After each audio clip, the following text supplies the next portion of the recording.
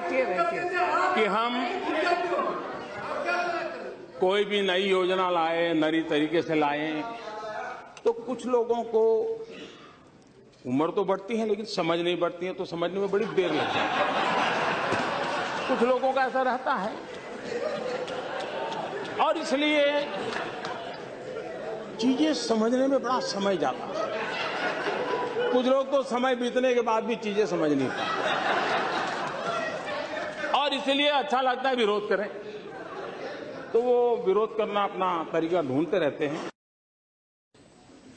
कभी कभार ये कहा जाता है कि आप मनरेगा बंद कर देंगे या आपने मनरेगा बंद कर दिया है। मैं इतना तो जरूर विश्वास करता हूं कि आप लोग, बाकी विषयों में मेरा क्षमता के विषय में शक होगा, आपका अभिप्राय भी अलग अलग हो सकता है, भी इसमें मोदी को ज्यादा ज्ञान नहीं है, इसमें कम अनुभव है, सब होगा। लेकिन एक विषय में आपको जरूर, एक विषय में आप मानते होंगे कि मेरी राजनीतिक सूझबूझ तो है।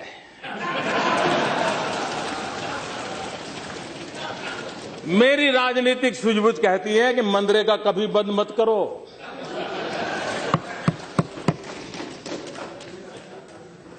मैं ऐसी गलती नहीं कर सकता हूं क्योंकि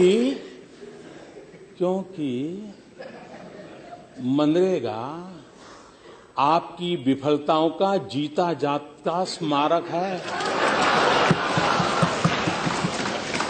आजादी के 60 साल के बाद आपको लोगों को गड्ढे खोदने के लिए भेजना पड़ा, ये आपकी विफलताओं का स्मारक है और मैं गाजे बाजे के साथ इस स्मारक का ढोल पीटता रहूंगा।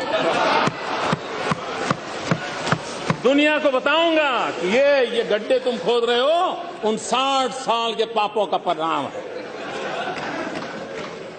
इसलिए मेरी राजनीतिक सूझबूझ पर आप शक मत कीजिए। मनरेगा रहेगा, आन बान शान के साथ रहेगा और गाजे बाजे के साथ दुनिया में बताया जाएगा। हाँ, एक और बात जरूर होगी, क्योंकि मैं देश हित के लिए जीता हूं, देश हित के लिए जीना चाहता हूं और इसलिए इसमें से देश का अधिक भला कैसे हो, उन गरीबों का भला कैसे हो, उसमें जो कुछ भी आवश्यक जोड़ना पड़ेगा, निकालना तो कुछ नहीं है, आप चिंता मत कीजिए जी। जो जोड़ना पड़ेगा जोड़ेंगे, जो ताकत देनी पड़ेगी हम देंगे, क्योंकि हम मानते हैं कि लोगों को पता चले भाई ये ऐसे ऐसे खंडहर छेड़ करके कौन गया है, इतने सालों के बाद भी तुम्हें ये गड्ढे खोदने के लिए मजबूर किसने किया है, ये उसको पता रहना चाहिए।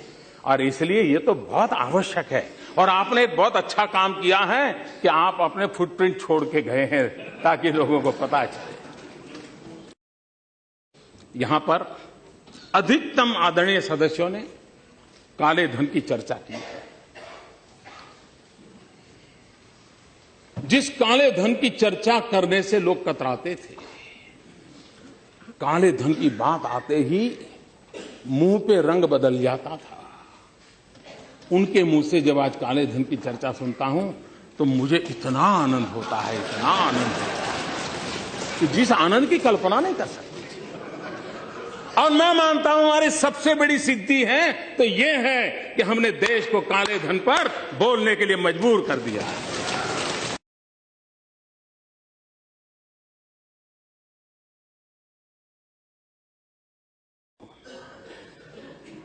लेकिन मैं घटना का सिर्फ जिक्र करना चाहता हूं, अर्थ आप लोग लगाइए।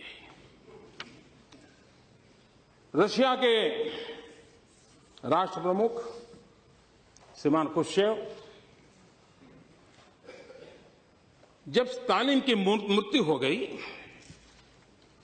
वो उनके साथी थे, तो स्टालिन की मृत्यु के बाद ये जहां जाते थे खुश्चेव स्टालिन की बड़ी आलोचना करते थे, बहुत ही कठोर शब्दों में निंदा करते थे कुछ भी कहते थे और ये हर जगह पे वो करते थे। तो एक बार एक सभागृह में क्रुश्चेव अपनी बात बता रहे थे और स्टालिन को उन्होंने जम करके अपना ही पूर्व के नेता को उनकी मृत्यु के बाद बहुत कोसा। एक नौजवान खड़ा हो गया पीछे से, उसने कहा मिस्टर क्रुश्चेव मैं आपसे सवाल पूछना चाहता हूं। बोले आप स्टालिन को इतनी गालियां दे रहे हो, इतना बदनाम कर रहे हो उसके विरुद्ध, जब वो जिंदा थे आप उनके साथ काम करते थे, तब आपने क्या किया? ये जो हालत पैदा हुई आपने क्या किया? सारे सभागृह में सन्नाटा छा गया। जब सभागृह में सन्नाटा छा गया और कुछ पल के बाद क्रुश्चेव ने कहा जिसने सवाल खड़ा किया है वो जरा खड़े हो जाओ। वो खड़े हो गए। उन्होंने कहा तुम्हें जवाब मिल गया?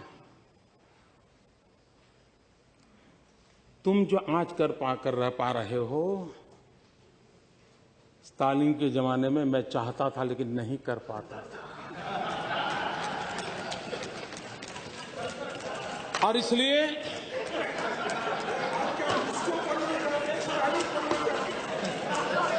इसको समझने में देर लगेगी, लेकिन इसमें कोई बादाम काम नहीं आएगी। आपको तो शायद थोड़ा समझ आ जाएगा।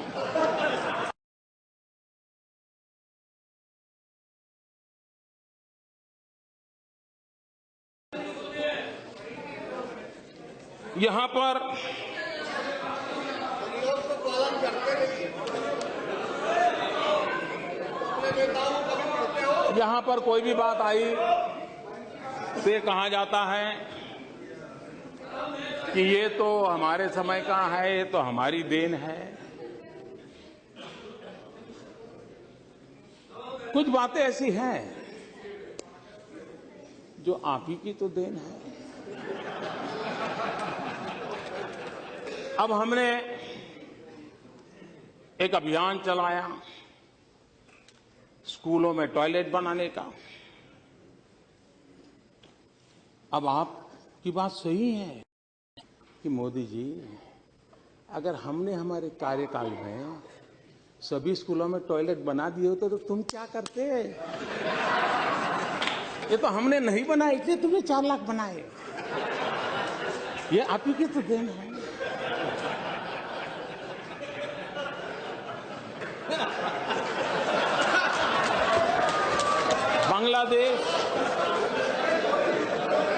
बांग्लादेश की सीमा का विवाद